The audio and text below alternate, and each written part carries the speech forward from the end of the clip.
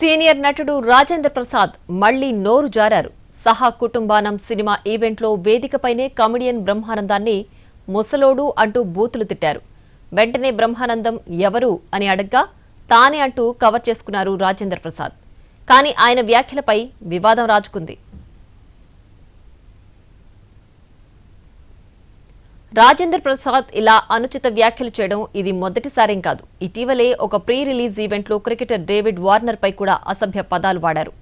అంతకుముందు మరో కార్యక్రమంలో కమెడియన్ అలీపై కూడా అసహనంగా మాట్లాడి విమర్శలు తెచ్చుకున్నారు. ఆ సంఘటనల తర్వాత రాజేంద్ర ప్రసాద్ ఒక ఇంటర్వ్యూలో ఇలాంటి వ్యాఖ్యలు చేశారు. ఆనందం గారు మాట్లాడిన తర్వాత నాలాంటి వాళ్ళు మాట్లాడటం, ఏం మాట్లాడినా మీ శిష్యులమే కదా సార్, మేము ఎంతోళ్ళమైనా మీ శిష్యులమే కదా. కానీ కదా నువ్వు. ఆనందం గారు మాట్లాడిన తర్వాత నాలాంటి వాళ్ళు మాట్లాడటం,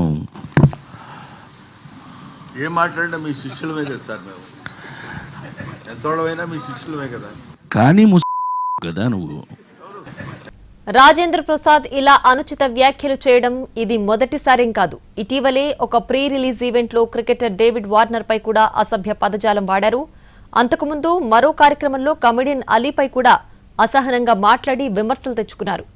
ఆ సంఘటనల తర్వాత రాజేంద్ర ప్రసాద్ ఒక ఇంటర్వ్యూలో ఇకపై ఇలాంటి మాటలు మాట్లాడకుండా జాగ్రత్త పడతానని చెప్పారు. కానీ మళ్లీ నోరు జారారు.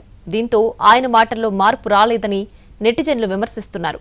బ్రహ్మానందం లాంటి నటుడిపై సరదాగా అయినా అలాంటి పదాలు వాడటం సరికాదంటున్నారు.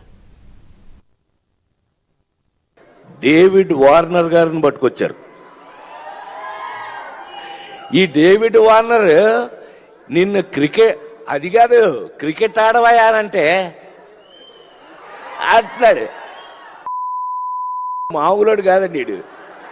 ఏ వార్నర్, బి వార్నింగ్.